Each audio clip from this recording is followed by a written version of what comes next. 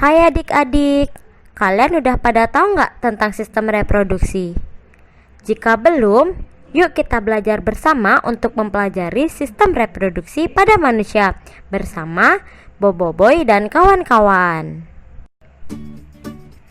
Tapi sebelum memulai belajarnya, kenalin dulu, aku Yaya dan ini teman-temanku. Hai, namaku Boboiboy. Hai, namaku Feng. Sebelum kita mulai belajar, perlu kalian ketahui tentang petunjuk penggunaan komik, yaitu pertama, mulailah membaca komik dari awal yang memuat judul dan nama penulis. Yang kedua, bacalah komik berurutan dari nomor urut terkecil. Dan yang terakhir, baca dan pahami penjelasan dari Boboiboy dan Yaya. Pada suatu hari, Feng mengalami peristiwa di mana saat buang air kecil, airnya berwarna putih. Boboiboy, kemarin saat saya buang air kecil, airnya berwarna putih dan kental. Itu kenapa ya? Oh, itu tandanya kamu mengalami mimpi basah, Feng. Mimpi basah? Apa itu mimpi basah? Baiklah, saya akan menjelaskannya.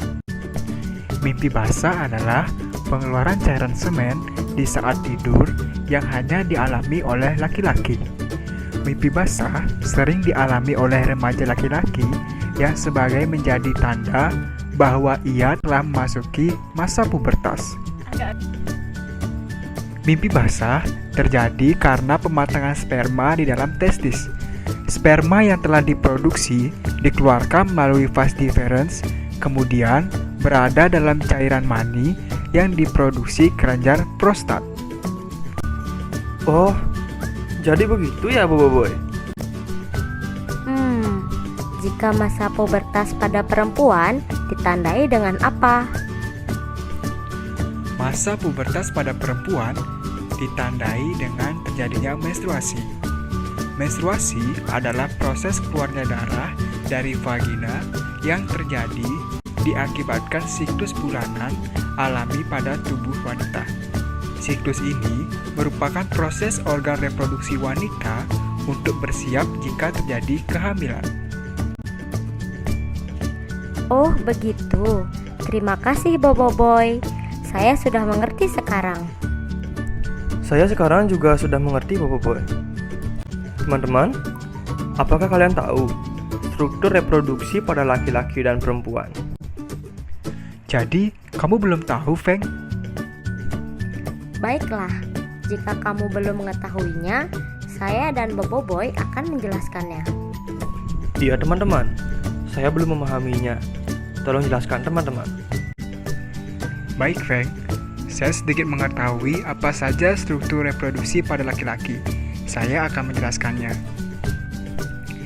Bagian-bagian sistem reproduksi pada laki-laki meliputi penis, skrotum, testis, epididymis, saluran uretra, kelenjar prostat, kelenjar Cooper, vas deferens, saluran ejakulasi, dan vesikula seminalis. Ini adalah fungsi dari bagian-bagian sistem reproduksi pada laki-laki. Pertama, penis berfungsi sebagai saluran kencing atau urin sekaligus tempat keluarnya sperma. Skrotum berperan untuk menjaga suhu testis agar sesuai untuk memproduksi sperma. Pada skrotum terdapat 2 buah testis. Testis adalah alat kelamin bagian dalam. Fungsinya adalah untuk memproduksi sperma dan hormon testosteron. Epididymis merupakan saluran yang keluar dari testis. Fungsinya adalah sebagai tempat penyimpanan sperma sementara. Kelima, saluran uretra berperan sebagai saluran keluarnya sperma dan urin. Vesikula seminalis merupakan kelenjar yang menghasilkan zat yang berisi basa. Fungsinya adalah membuat air mani bersifat lengket. Kelenjar prostat terletak di bawah kandung kemih. Fungsinya adalah menghasilkan cairan yang bersifat asam. Kelenjar Cooper menghasilkan lendir dan cairan bersifat basah. Fungsinya adalah untuk melindungi sperma dengan cara menetralkan urin yang memiliki pH asam. Vas deferens merupakan saluran panjang dan tebal, mulai dari epididymis hingga ke rongga panggul. Berfungsi mengantar sperma matang ke uretra sebagai persiapan ejakulasi. Saluran ejakulasi merupakan saluran pendek yang menghubungkan kantong semen dengan uretra. Saluran tersebut mampu menyemprotkan sperma hingga masuk ke uretra dan selanjutnya diejakulasikan keluar. Feng, sekarang saya akan menjelaskan struktur reproduksi pada perempuan. Struktur reproduksi pada perempuan yaitu vagina, serviks, ovarium, uterus atau rahim, endometrium, oviduk atau tuba falopi, ligamen ovarium, dan otot dinding uterus. Ini adalah penjelasan dari bagian-bagian sistem reproduksi pada perempuan. Vagina adalah suatu area dengan bentuk seperti saluran yang lentur dan berotot. Vagina terletak di antara uretra dan rektum atau anus. Serviks berfungsi untuk melindungi rahim dari infeksi dan sebagai jalan masuk sperma saat berhubungan seksual. Ovarium berfungsi untuk memproduksi sel telur dan hormon seks perempuan yang kemudian akan dilepaskan ke alir darah. Uterus atau rahim adalah suatu ruang kosong yang berbentuk seperti buah pir dan berfungsi sebagai tempat perkembangannya janin. Fungsi dari endometrium adalah sebagai sebuah bentuk batasan terhadap rahim dan juga melakukan penjagaan terhadap dinding rahim untuk dapat menempel terhadap satu dengan yang lainnya. Fungsi oviduk atau tuba falopi yang utama adalah untuk membawa sel telur dari ovarium ke rahim. Ligamen ovarium adalah berfungsi sebagai penghubung dan tempat bergantungnya ovarium ke wilayah rahim. Fungsi otot dinding uterus pada wanita adalah tempat tumbuh dan berkembangnya janin dan untuk mengeluarkan bayi saat proses persalinan. Apakah kamu sekarang sudah mengerti, Feng? Iya, saya sudah mengerti, Bobo Boy. Saya juga sudah mengerti struktur reproduksi pada laki-laki. Terima kasih, Bobo Boy. Terima kasih, teman-teman. Sekarang saya sudah memahami tentang struktur reproduksi pada laki-laki dan perempuan. Lalu bagaimana reproduksi pada manusia itu berlangsung, Bobo Boy? Iya, Bobo Boy. Saya juga belum memahaminya. Oh, jadi kalian belum mengetahuinya ya?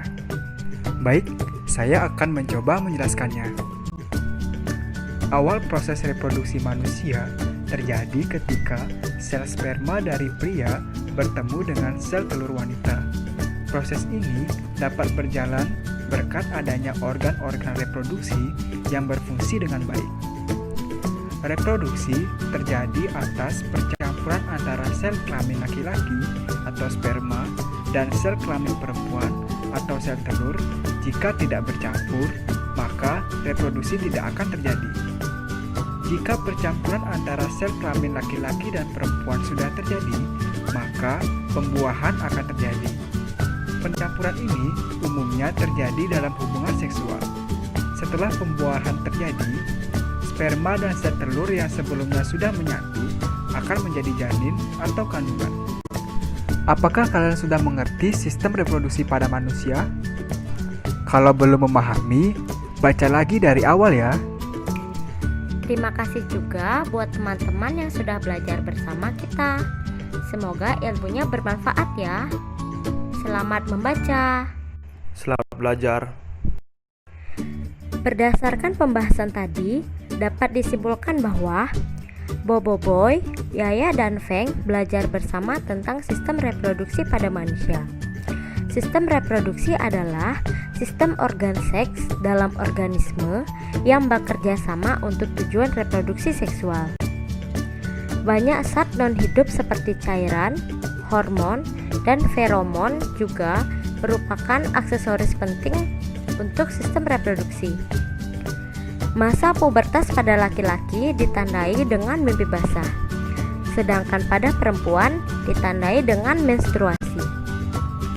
Struktur sistem reproduksi pada laki-laki yaitu penis, skrotum, testis, epididymis, saluran uretra, kelenjar prostat, kelenjar Cowper, vas deferens, saluran ejakulasi, dan vesikula seminalis.